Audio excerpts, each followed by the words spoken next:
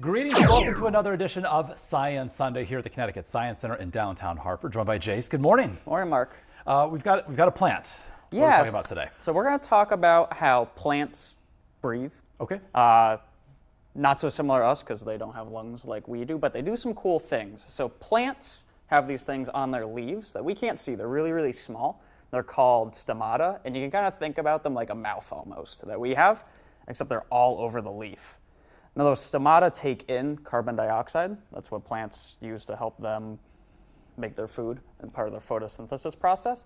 But when those stomata open, they also release water in the form of vapor. Now normally we don't see that water because it's a gas, but something cool we can do is if we put a bag over leaves, and let it sit for a little bit, we can actually get that vapor to start to form inside the bag, and we can see it coming out of the leaf. So it may be difficult for the camera to pick up, but you can actually see on the leaf and even on the bag that there are little water drops. It's moisture. kind of right around the leaf there. I'll get my hand behind it too. Hopefully it gives a little better contrast.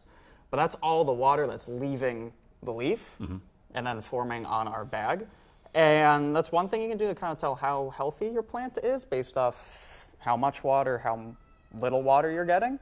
And it's a really cool at-home experiment. So if that's something friends at home want to try, all you got to do is just take a bag, put it around some leaves on the stem, and you want to try and get it airtight. So if you use something like rubber bands, some wire, Ziploc of some sort. Yeah, Ziploc bag, even like orchid clips. Okay. Anything that helps seal that bag that let air not flow out, you'll get better results with that water forming.